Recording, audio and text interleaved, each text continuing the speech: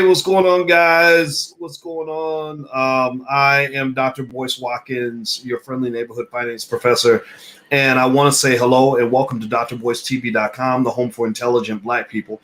I am now letting people know on Instagram that we're about to go live. My Instagram is the real Boyce Watkins. So if you like intelligent conversations that may challenge your thinking, then I encourage you to go to the real Boyce Watkins and hang out with us. We're not typical. We're not Negroidians. We're not typical people here in the sense that our goal is to actually solve a problem, not just complain about it. Our goal is to actually make progress, not just pretend like we made progress. Our goal is not to be white supremacists. We don't believe that being closer to white people makes us better human beings, or being accepted by white people makes us better.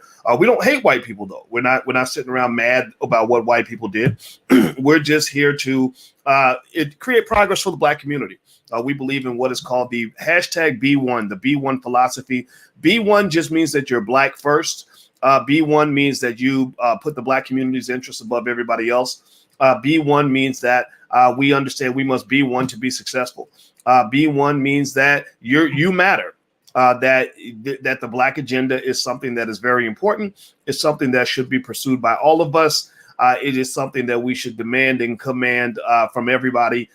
It means that we are woke. So if you are in this category and you agree with what I just said, please type a hashtag B1 in the chat. Hashtag B1 just means that we're on the same page, so that at least we can have a conversation, because I don't want to have a stupid conversation. I don't want to have a Lord, thank you, Jesus, that we got another Black person elected conversation. Not because I don't think that's important. Not because I'm not congratulating Raphael Warnock. I think Raphael Warnock is a smart Black man. I looked him up. I said, okay, Mr. Warnock, I'm impressed with you, brother.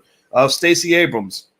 God bless her. Stacey Abrams saved America. I think that's wonderful for her. Congratulations, Stacey Abrams. Congratulations. I saw a lot of HBCUs and graduates. Shout out to the HBCU grads. I love you too. I wanted to go to an HBCU, but you know why I couldn't go to an HBCU? When I came out of high school, I couldn't afford it. I didn't have any money to go to college. Nobody wanted me. I was a D student and I didn't have any money. So I was both broke and ignorant. And so that's why I couldn't go to an HBCU. I didn't have enough Black excellence in my bones to even qualify at the time. And then later on, when I became a faculty member at Syracuse University, I got my stuff together. I had a baby. And after I had my baby, I decided I was actually going to put as much energy into academics as I put into sports. And at that point, I became a superstar. I was the #1 ranked student coming out of college. I had a triple major, and I even got 2 bachelor's degrees in 4 years. So that's just me bragging, a shameless brag a little bit. But forgive me for that. But anyway, I wanted to teach at an HBCU. When I was at Syracuse, I really wanted to do that. And the problem I ran into is this. A lot of HBCUs that I spoke with Howard, where I went to do the job interview. I got interviewed by a Chinese man. I remember that. I never forget that. I thought, this is so fascinating that this school has all these African-American young students that will listen to a guy like me. But I got to convince this Chinese guy that I should be allowed to talk to Black people. I said, something's wrong with this, but this don't make sense. This doesn't add up. This does not compute. And so Howard didn't work out too well. And then I also talked to some people at, I think it was North Carolina Central. And when I went to North Carolina Central, one fascinating thing about that school was in the entire business school, pay attention now, the whole business school had 0 African-American male faculty members in the entire business school. They're talking about dozens of faculty members. At that time, they had 0 African-American male professors in the entire business school. Give me a yes or no if you think that's a little bit weird. I'm not complaining. I'm not dissing. This is not a diss. This is me just telling my story, telling my truth, right? So tell me if I'm a little bit crazy or what. But I think that's a little weird. Give me a yes in the chat if you think that's a little bit strange that an HBCU at that time, again, this was at that time. I hope it's changed since then. You can go look at the data. If the data has changed, please email me. Please tell me, because I don't want to be out here saying things that aren't true. And then I spoke to another faculty member, senior faculty member, about possibly going to Prairie View. And I was willing to take a pay cut. I literally said, at that time at Syracuse, I was making about $115,000 a year, which at that time was above the market for what HBCUs paid. And I was willing to take a pay cut. I kid you not. I was like, you know what? I will do more work for half the salary. That's how crazy I was. I was like, I want to be at a HBCU so bad that I will do double the work for half of the pay. And the reason I couldn't go to Prairie View was, and this was fascinating. This is, I kid you not, I put it on the stack of Bibles. This is what happened. She said, well, now at this time, my public scholarship career was just beginning. That was when I'd written my first book and I was trying to get my name out there. Nobody knew who I was. Nobody cared.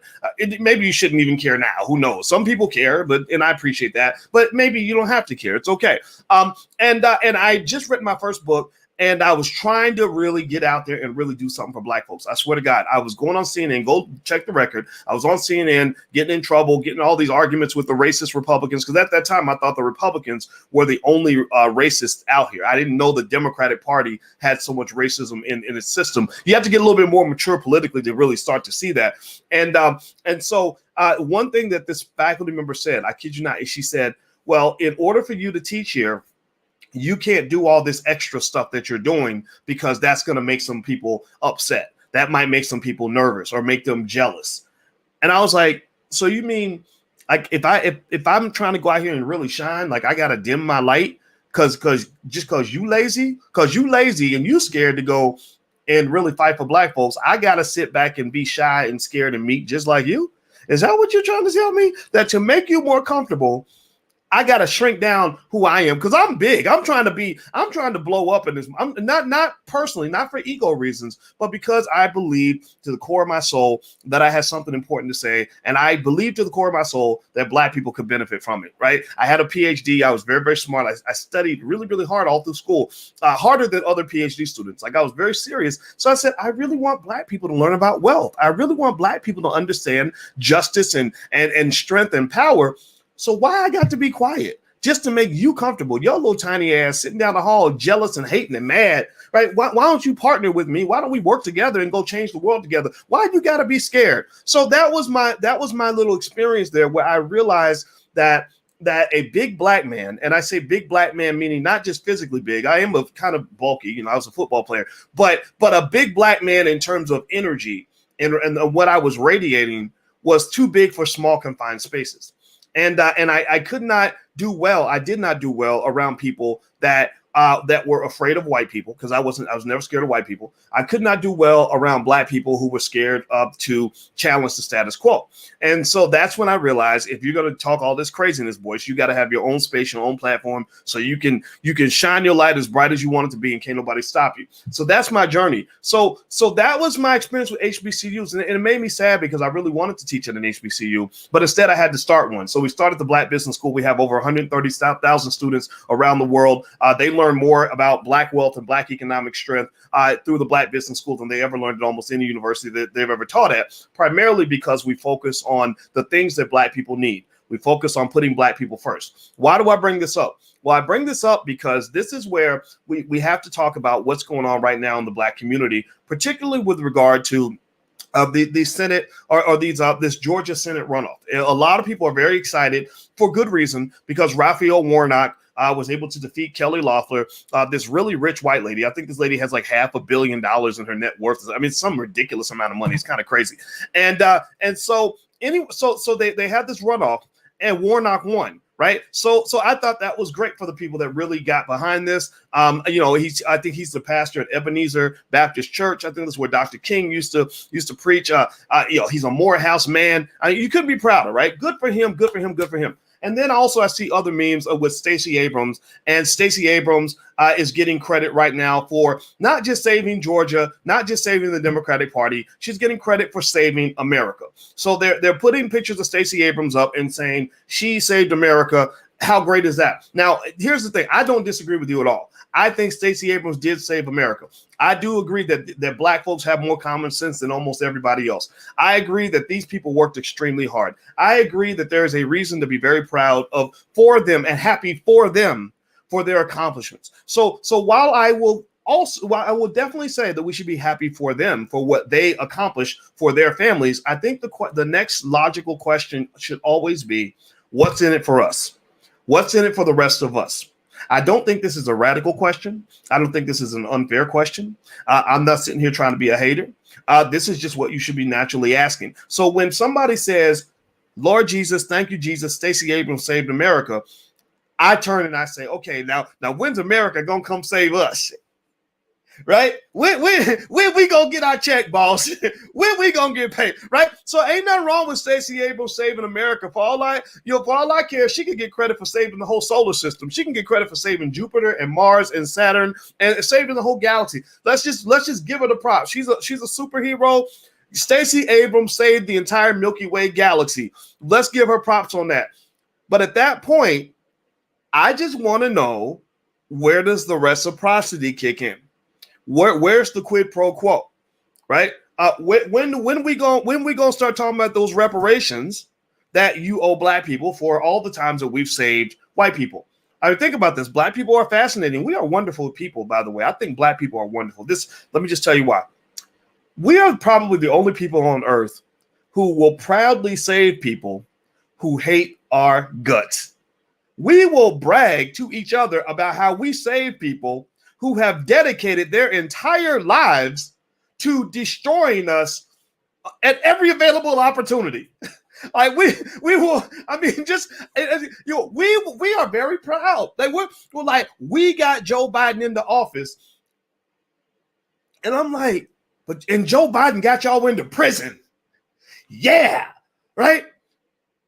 Am I crazy? Give me a yes or no, please. Tell me, am I being a terrible black man by saying that don't make no damn sense? That literally, I mean, has anybody ever talked to somebody who went to prison? Give me a yes or no if you got a relative or a friend who's gone to the penitentiary. I call them the concentration camps because they're torture chambers, right? Anybody know anybody who went to prison and seen how it messes them up in the head because it's such a terrible place? Has anybody gone to prison? Have you ever met somebody maybe who was raped in prison? I know they don't brag about it, but I know some people that went to prison, got raped repeatedly, beaten half to death, starved, fed poisonous food, beaten up by guards on a regular basis. Some of them died. Some of them actually died, maybe from sickness or malnutrition or from being beaten so much, came out with brain damage. Has anybody ever had to deal with a relative who went to one of those Joe Biden, Bill Clinton prisons and then came home to your community and was wreaking all kinds of havoc because they are not right in the head? So maybe there's a space, at least a space, where a guy like me can come into a conversation and say, I'm so happy that you saved America. I'm happy for you. I don't even blame you for saving Joe Biden's presidency, but I'd like for you at some point to start having a real conversation. Is it okay for me to say that? Can I say that and still have us be connected and still benefit from one another? Or does it have to become a situation where you are so determined to defend people who hate you that you cannot even have a conversation with people who love you? Please hit the thumbs up button, hit the share button, hit the subscribe button. We're about to do a little bit of school church today. You guys know you can't come to my platform without us being educated. So I'm about to pull out one of the Bibles. Dr. Claude Anderson has a great book called Black Labor, White Wealth. Everyone should read it. If you go to powernomics.com, that's where you can get a copy of this book. Dr. Anderson is supposed to come on my podcast tomorrow. I'd like for him to also give his perspective as well. So please hit the thumbs up, share, subscribe button if you haven't done it yet. We got to build black media because we need to have these conversations. Sean King, by the way, I forgot about this. Sean King agreed to come on in 2 days, and Sean and I don't agree on everything, but I'm looking forward to listening to him because I do believe Sean believes in what he's doing, and I would just respect that. Even if we don't agree, I believe in people who believe in what they're doing. So let me read some of this to you. I'm going to read a little bit, and before I read this, I want to make sure we understand a couple of things. Two assumptions that we have to let go of if we're going to be intelligent black people. One is we cannot misconstrue or mistake the fate of black politicians to be connected to the fate of the black community. That the state of a black politician's life is not the same as the state of the entire black community. Black politicians getting elected is not the same as the black community receiving a benefit. That's an important assumption that we have to make sure that we let go of, or it's a false assumption rather, that we have to sort of disabuse that notion in order to move forward, because it is marketed that a win for Raphael Warnock is a win for black people. Well, no, a win for Raphael Warnock is a win for Raphael Warnock. A win for Raphael Warnock is a win for the Democratic Party. It is a win for Morehouse right? And Ebenezer Church even, right? So it's not to say that no black people benefit. It's certainly a win for the black elite. It's a win for Roland Martin, right? It's a win for Stacey Abrams. It's a win for Kamala Harris. It's a win for Joe Biden. But the deeper question becomes, is that a win for the black community? That is yet to be determined. That comes down to what Warnock does with that power. Number two, the second assumption, that a false assumption that I need you to let go of, is this assumption that symbols are the same as substance, that symbolism and substance are the same thing.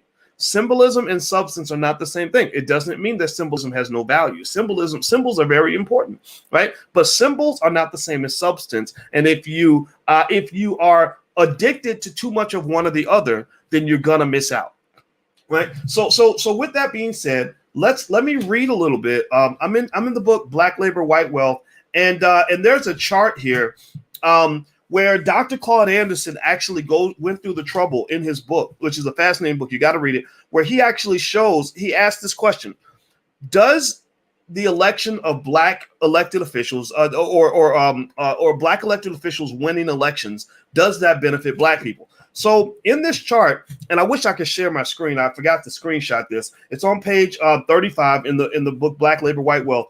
He shows this chart where he compares the number of black elected officials to various black socioeconomic conditions. He compares the number of elected officials to the unemployment rate, the incarceration rate, the poverty rate, and per capita income for black people. So in 1964, you might want to pull out a piece of paper and a pencil to write some of this down. In 1964, we had 103 black elected officials, right? And in 1964, the unemployment rate was 10.8%. In 1992, we had 8,000 black elected officials. So that means if you take the original number, multiply it by about 75, it's 75 times higher, you're gonna get 8,000. I think that's 75 times higher, maybe seven. No, yes, about seven, or is it 700? No, 75 times higher. You would get 8,000. So you went from 103 black elected officials to 8,000. The unemployment rate went from 10.8% to 14.6%. So when you had 8,000 black elected officials versus 103, your unemployment rate did not go down. It actually went up. There was more black unemployment after you had 8,000 black elected officials than you had when you just had 103. Let's talk about the incarceration rate. In 1964, you had 103 black elected officials. The incarceration rate was 33%. In 1992, when you had 8,000 black elected officials, the incarceration rate went from 33% up to 45%.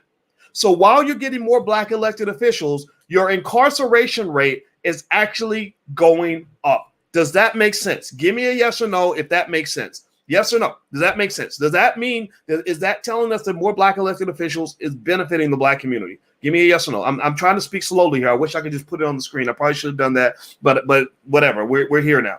Okay. Let's also look at the poverty rate.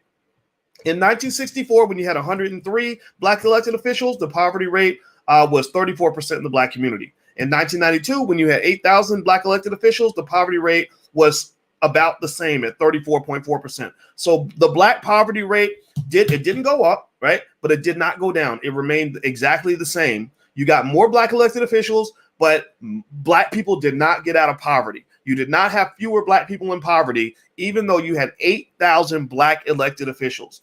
Another piece of data here that's very important for you to pay attention to. In 1964, you had 103 black elected officials. Per capita income for black people as a percentage of whites was 53%. In 1992, with 8,000 elected officials, per capita income for black people as a percentage of whites was 59%. So from 1964 to 1992, which is about 28 years, where you went from 103 black elected officials to 8,000 black elected officials, your per capita income as a percentage of whites went from 53% to 59%. So it did increase slightly, but it didn't increase very much. Also, your wealth levels are actually going down. Black wealth is actually going down. This is a well-cited statistic that basically black people's wealth is kind of disappearing right before our very eyes. It's as a person with a PhD in this stuff, it is like watching a train wreck in very, very, very slow motion, and you're trying to tell everybody this train's going to crash, you need to get off the train. But unfortunately, people are so hypnotized that they can't hear what you're saying. And some of the people are hearing it, they're jumping off the train. A lot of people are just staying on the train, and it's going to be a very slow train crash. And then we're going to go pray to white Jesus as to why these horrible things are happening to us when all the evidence was around you. It's been sitting there for the last 20 or 30 years. So let me So let's move on. Do me a favor, hit the thumbs up button, hit the share button, hit the subscribe button. Also, don't forget this podcast is also in audio form. So if you like things like Spotify, you can actually look up the Dr. Boyce Breakdown. There's the URL right there if you just want to go straight to the URL. And you can actually listen to me on Spotify if that's something you'd like to do. Now, just know I'm going to annoy you at least twice a month. Just so you know, I'm going to challenge your thinking at least a couple times a month. And so if you're not interested in that, then don't subscribe. But if you're okay with that, then you can go to the drboycebreakdown.com.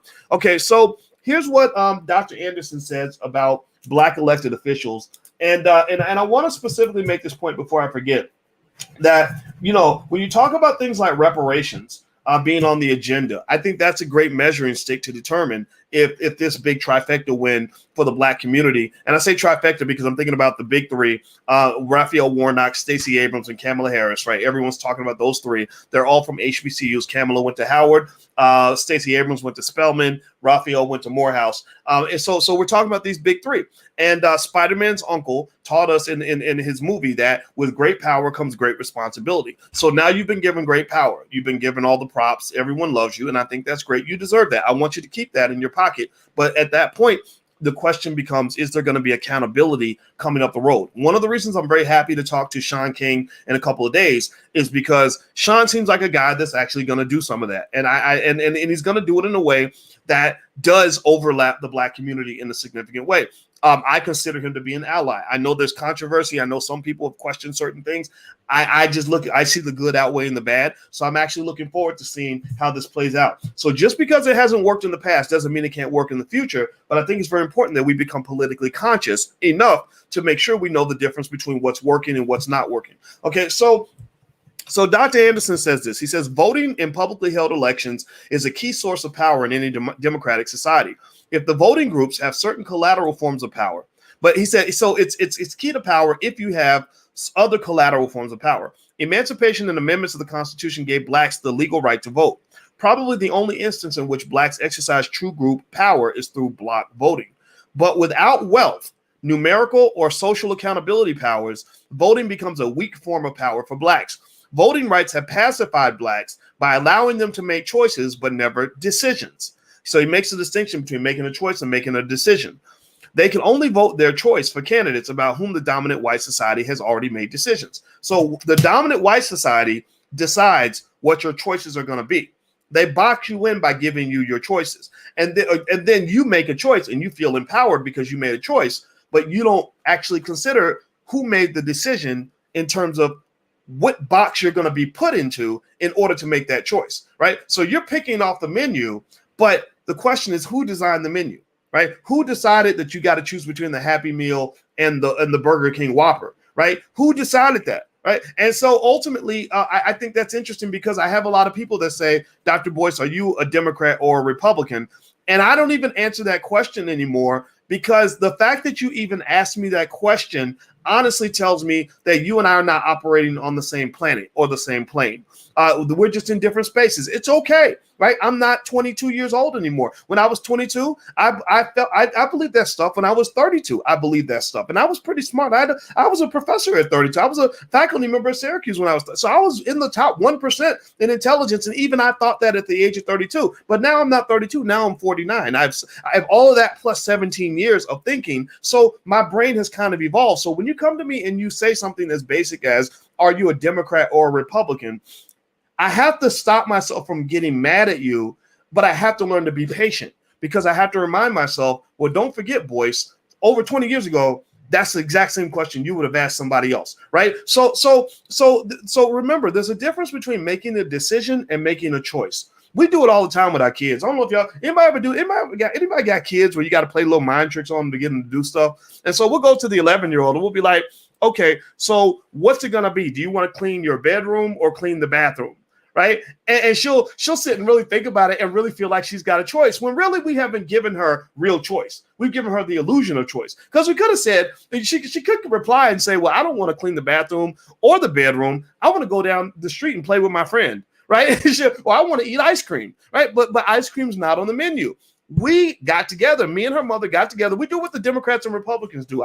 We love to play these games with the kids. It's great. This house is not a democracy. It's a dictatorship. So we will have a meeting like, okay, we're going to give them two choices, and we're going to make them believe that these are the only two choices they have, and they're going to pick one, but they're going to feel empowered because we allowed them to choose. So today we're going to eat dinner. Do y'all want Chinese food or Italian food? Right? And they don't know. We've already eliminated McDonald's and Arby's and Applebee's and all that. We decided what we want. And I'm like, I can eat Chinese or Italian. What do you think? Yeah. Okay. So let's give the kids a choice. Right. So the thing is that there's a way that when it comes to politics, there are people that play the game below the rim and people that play it above the rim. Right. And what I really kind of want, at least for the intelligent Black people to do, and this isn't a conversation for everybody, the masses will probably never understand this, is I want to encourage you to play that game above the rim. And so when you're given a choice and someone's forcing you to make a choice, sometimes the best way to make a choice is to make no choice at all. I went through this one time. I was debating with Damon Dash. Damon Dash is I love this guy. He's a great guy, but he has a very strong personality, right? And so he was pressuring me during the interview to answer a question, and I felt like it was a trick question. I did not like the question. He's like, "So what would you do? Would you do that? Would you do that?" And I was like, I had no response. Right? I could have answered, but I was like, no, I have no response. And then he starts coming. He's like, well, come on, man, you got to say something. I'm like, no, I have no response. And really, he didn't understand. In the back of my brain, I was already saying like, I know exactly what you're doing. And like that song, I know what you're doing. Yeah, right. And I'm like, no, you are not going to box me into a decision. Those are two bad choices. I have nothing to say. Right. So this is my point I'm making, is that and some people don't get this. When it comes to the game of politics, there are various ways you can play the game in a way that will empower you, that will keep you from being boxed in. If you're not smart and strategic, then they will box you in.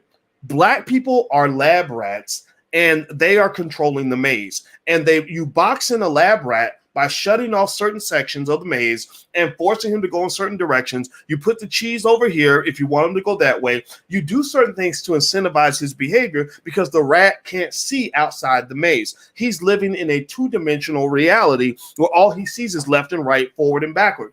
You're living in a three-dimensional reality because you're looking down at the maze, right? And you see what's coming up for the rat and what to close off and what to actually push him toward. So the problem is that there's some people, and this is almost metaphysical, some of our people unfortunately live on a low vibration frequency where they can't see higher vibrations. They can't see higher dimensions. They're not playing the game above the rim. They're playing a two-dimensional game where they're playing 4, 5, 6-dimensional politics on you, right? So let me move on. Do me a favor, hit the thumbs up button, share, subscribe button. I got to tell my brother that I'm going to be a couple minutes late for the meeting because I really want to finish this conversation. So if you'll bear with me and hit the thumbs up, share, subscribe button while I tell him that I'm going to be a little bit late, I would appreciate that. And Facebook is so damn slow. It's not even opening up. Crap. Okay. Well, I'll send them the message in a second. All right. So here's what else Dr. Anderson says about voting. He says that without wealth, numerical, or social accountability powers, voting becomes a weak form of power for Blacks. Voting rights have pacified Blacks by allowing them to make choices but never decisions. They can only vote their choice for candidates about whom the dominant white society has already made decisions. The weakness of Blacks' voting power was demonstrated when a white anti-Reconstruction backlash in the South took voting rights from Blacks within a generation after they were granted in the mid-1860s. It took nearly a century to restore Blacks' access to the ballot box. Since the 1960s, Blacks' consistent level of voter participation indicates that they steadfastly believe that their voting power can significantly change their life conditions. And remember, I just showed you data that shows that there's no proof of this. There's no proof. When you look at unemployment rate, incarceration rate, poverty rates, and per capita income, there's no improvement when it comes to Black people voting. There's no connection between voting participation and quality of life. Give me a yes if you understand that point. So the question is, what's going to make that difference? So let's see. With the block vote, blacks may cast the decisive votes that put a candidate into office. This is when we get to brag about saving America, right? But they cannot make that new office holder deliver. Threats can be made, but voting power cannot be exercised outside the ballot box. Since elections are held every 2 to 4 years, the black electorate can be ignored and further damaged by those they put into public office. Blacks' limited income and wealth encourage them to support their political candidates with campaign workers and votes at the ballot boxes. But he who pays the piper calls the tune. Black communities in recent years have failed to use their limited financial power and resources to persuade outside forces to create change inside black communities. One of the most noteworthy times that they did this was the Alabama bus boycott. Beyond a doubt, it was more effective than the ballot box. When money stopped flowing from black to white hands, the white society in Alabama listened and even changed a little. So this is taking us right back to the money, right? This is taking us right back to blackonomics, economics, powernomics, whatever you want to call it. This is taking us right back to how wealth influences politics and elections, right? So anyway, all right, so let me tell them I need a few more minutes. All right, so here's the deal. Let me give you some stats here. Raphael Warnock, who, again, he was supported by Stacey Abrams, who has mentioned that where people say she saved America. Kamala Harris backed him. Congratulations, Raphael Warnock. If you're listening, congratulations. This is not me in any way trying to antagonize or undermine what you're doing. Raphael Warnock, in order to run for Senate, because this race was so contested, had to raise $124 million. He raised $124 million. He spent $101 million in order to get elected. Now, give me a yes or no. Do you think that $124 million, do you think that maybe even half of that is under the control of the black community? Like, do you think that black people gave him at least half of that $124 million? 62 out of the 124. Give me a yes or no. What do you think? What do you think? I don't think that they did. I don't think that they did. So if the black community did not raise that money and that got Raphael into office, and I'm not saying black people didn't give him the votes. Black people certainly gave him the votes. You can't win a vote like that without significant voter energy in Georgia, right? But Georgia there's a lot of black people in the state of Georgia. There's white people too, right? But black folks, the energy that came from the black community is what pushed him over the top. Stacey Abrams was responsible for that. Roland Martin was down there campaigning pretty hard. And but here's the thing, and this is me stepping in as a financial expert. Let me just tell you this: your politics is run by the money. It's not run by the votes. The money matters because the money doesn't just control what the politicians do. The money also controls what the voters do. The reason Raphael Warnock had to raise $124 million to get elected is because they needed that money so they could advertise to you, so they could do voter campaigns to convince you to show up to the polls. They spent the money on ad agencies and media outlets and people that would go out in the community and knock on people's doors, right?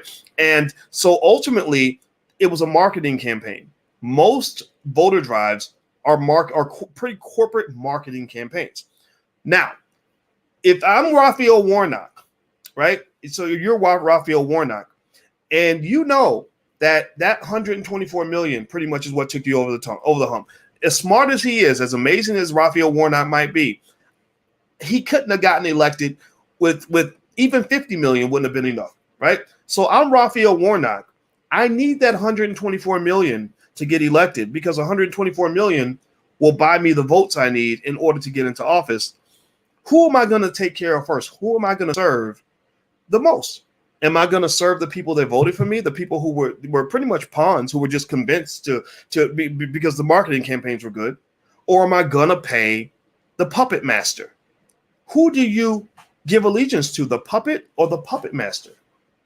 Right? Because when you're marketed to and you make decisions because the marketing experts have figured out how to trigger your behavior and how to convince you to take action, right?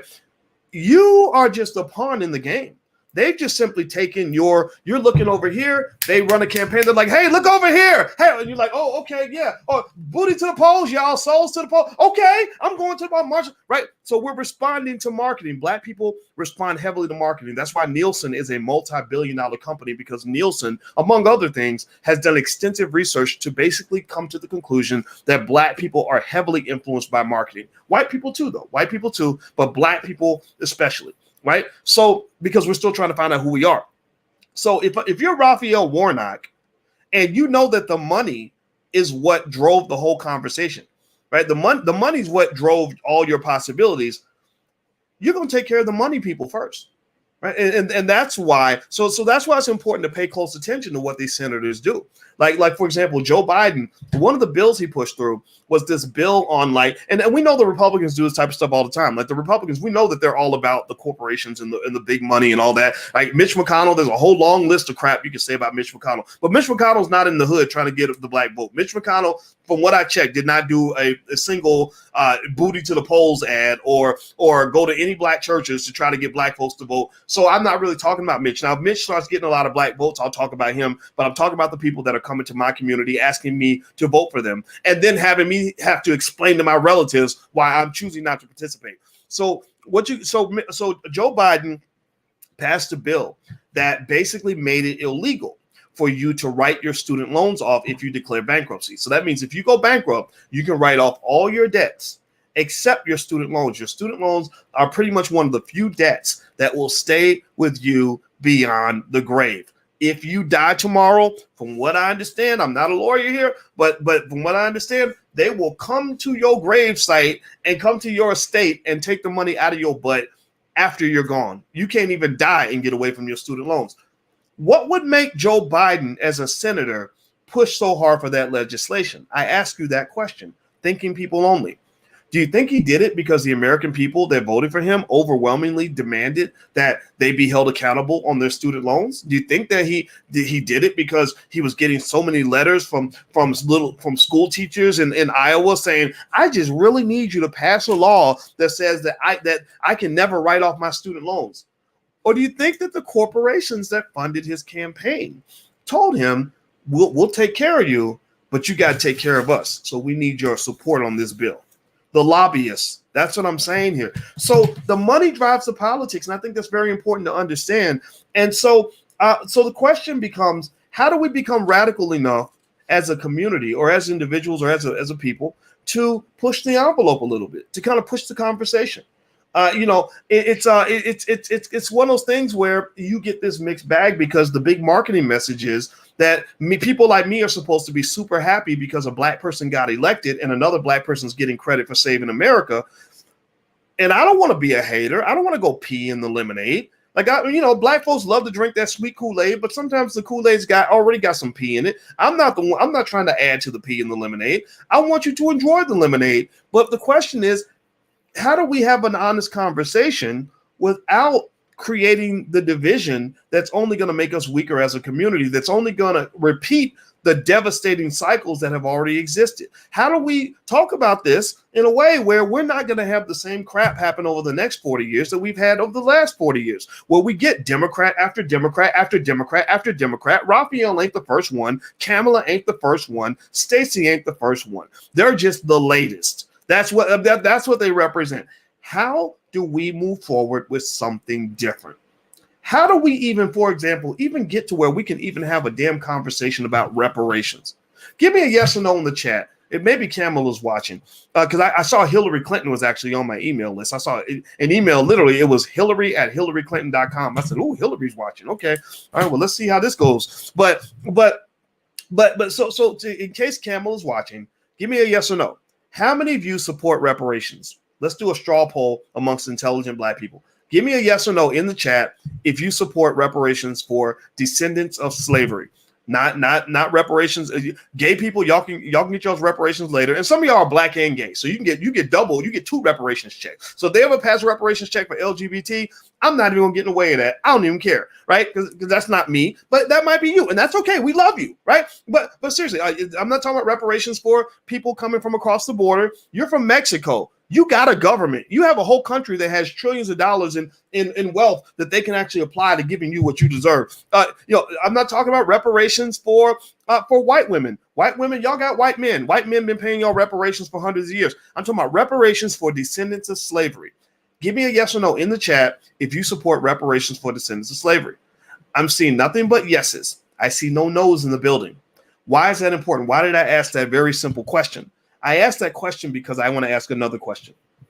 If Black people as a community are overwhelmingly asking for deep conversations about the trillions of dollars in reparations we are owed, and Black politicians are being elected on the back of the Black community after Black people consistently save America, why are none of these Black politicians who claim to represent the Black community not speaking about the issue that Black people are talking about the most? What kind of husband could I be to my future wife if every time I did something for her, I never ever once asked her, baby, what do you want from me? Every time I show up and I say, I love you so much. You know what I did for you, baby? I did something real. What'd you do for me, baby? I got you a new vacuum cleaner. It is the best vacuum cleaner ever. So you can vacuum twice a day now, right? Or babe, I love you so much. I want to give you a gift. Well, what gift did you give me, baby? I can't wait to see it. I got you a big screen TV so we can watch all the NFL games every Sunday. Ain't you happy? Right? How stupid would I look if every time it came time for me to do something for my wife, I only got stuff that I wanted and never once even asked her what she wanted? I'm buying new brooms, new vacuum cleaners. I'm getting all my favorite food. I'm getting a big screen TV. I told her, baby, we got a new car that I'm gonna give you the free time to go and put gas in the car so I can go see my side chick, right? I want you, babe, you're gonna help me pay for the car that I'm gonna use to go see the side chick. So we're going to be happy because I get to see the side chick 3 times a week now instead of once a month, right? Whatever, right? So it would be stupid. But that's pretty much what you're getting in politics. When you hear the masses asking for one thing and they're giving you a bunch of crap you didn't even ask for, then that tells you they're operating on a whole different agenda. So I'm just trying to get you to the point where you'll at least consider that we need to stop getting into identity politics as the ultimate measuring stick of whether or not you are truly on my team. Just because you look like me, don't mean that me and you have a lot in common if you operating on a whole nother situation, right? It doesn't mean that we can't be connected in other spaces. So, for example, when I see a Raphael Warnock, we have a lot in common. Okay, you're a Morehouse man. I respect Morehouse. Morehouse man, good school. You preach at a Black church. Black church. My daddy's a pastor too. What?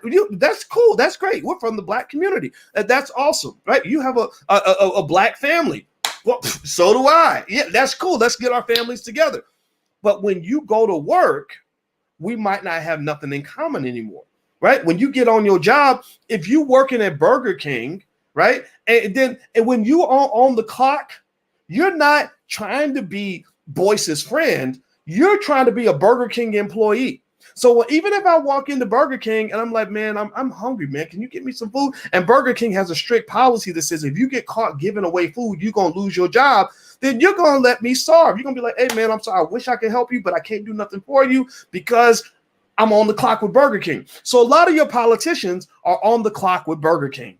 A lot of your politicians, they might love you when they're off the job. Right? They might really be cool with you at the family barbecue. They might go to the same church as you, went to the same HBCU as you, come from the same city as you, come from the hood like you. But when they get on the clock at Burger King, they are not your friend as much as they are Burger King employees. Their agenda is Burger King's agenda because they're trying to keep that damn job. So when they're on the clock of the Democratic Party is Burger King. Well, the Democrats, if you call them and say, I need something, I need reparations, and the Democratic Party says, you bet not give nobody no reparations or you're going to get fired, they're not going to listen to you. They're going to listen to the party. They're going to listen to the money. They're going to listen to their bosses. They're going to listen to the overseer. They are not going to listen to you. They're going to talk to you after they get off work. after they get off work. So I need you to understand the difference. I heard Kamala Harris say something that really made me a little bit sad, because I really wanted to like Kamala Harris. Because I think, by the way, I think she's actually kind of a pretty lady. She's very smart, very hardworking, very ambitious. I can respect all those things. I think me and Kamala would have like the best conversation ever, as long as we didn't talk about politics and we weren't at work. Like when she takes off the Burger King uniform, I bet she's like the coolest lady in the world. When she's at Burger King, I'm not gonna mess with her. I'm gonna let her go to work and do her job.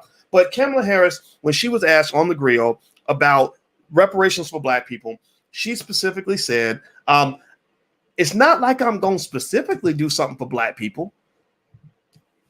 And a lot of people were very disappointed when she said that. It kind of made them a little bit sad, because, and I thought about it, right? It took me about 3 months and 4 days and 8 hours to come up with this conclusion.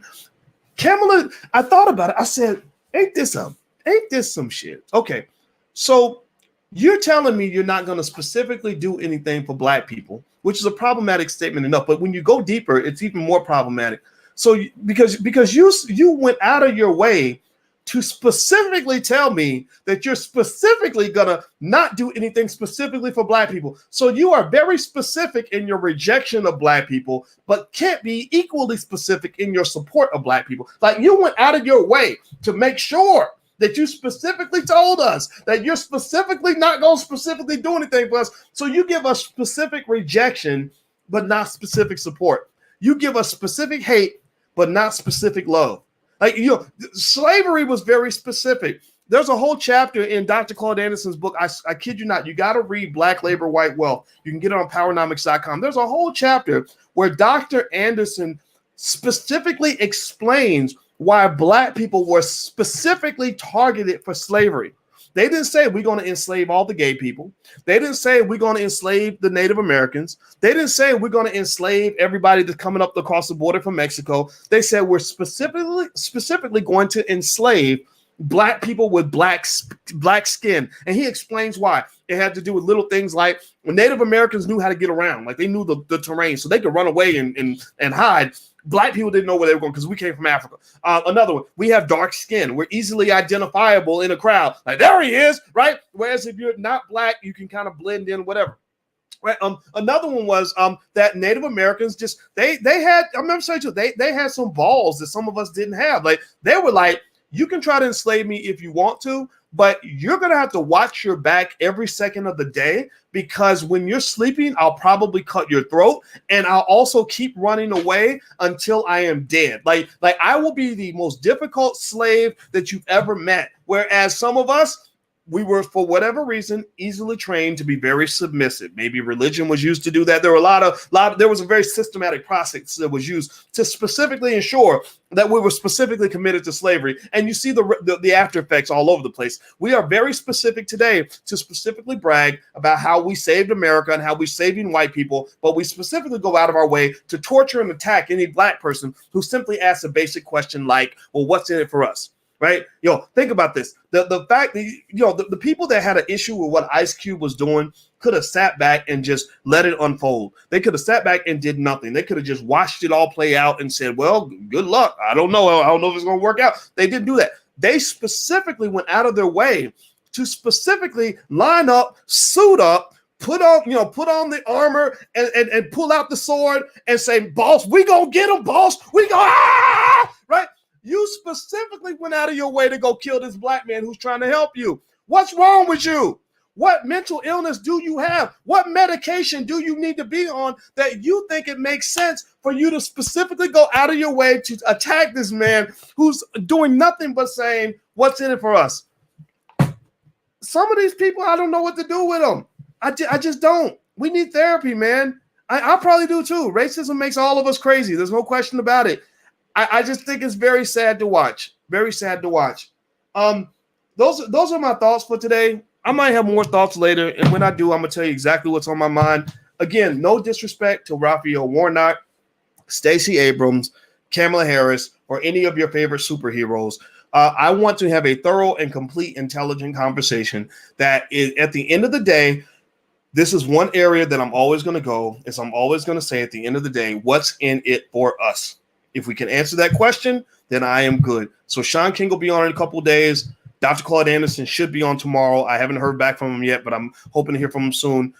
Today, later on drboystv.com, I'm also bringing in the father of Victory Boyd. Victory Boyd's father, John Boyd. He works actually very closely with Kanye West. We're not going to talk a lot about Kanye, though, but we're going to talk about what his family's got going on, because actually his daughter, Victory, is one of the greatest singers I've ever heard. Alicia and I invited her to their whole family to sing at our wedding. And Victory is she's famous now. Like, she's a big shot now. She went and sang for Jay-Z, and he just fell in love with her voice like instantly and signed her like right on the spot. And so but what I love about this family is that they are very, very pro-Black. I met Victory because her father went out of his way to bring Victory to one of our events that we had in Baltimore. And when she sang, I mean, she blew the socks off of everybody in the room. But what was important to me was that this strong Black father was actually going out of his way to make sure that even as his children became super famous and got wrapped up in the entertainment world, they never lost sight of who they are. They will always be one Black first. So he's actually going to come on later on today on drboystv.com. I encourage you to come check it out. He's a really smart Black man. So if you could, please do me a quick favor. Please hit the thumbs up button, share, subscribe button before you go. Make sure you subscribe to something. Hit the notification bell. You can also text the word BOYCE to 31996 to get text notifications. Some of you got text notifications today. Text BOYCE to 31996. Also, today's the last day if you want to sign up for the Black Wealth Bootcamp. We start the Black Wealth Bootcamp tomorrow. It's all about economic solutions that reduce your dependence on the corporate plantation. If you're interested in that kind of thing, feel free to join us, blackwealthbootcamp.com. You can go take a look at the URL and see if you like it. It's a 6-week program. It's very, very good, very, very popular. It's a lifetime membership, so you have access. You and your family have access forever. So blackwealthbootcamp.com. I'm out of here, guys. Thank you for listening. God bless you. I'll see you soon. Have a good day. Peace.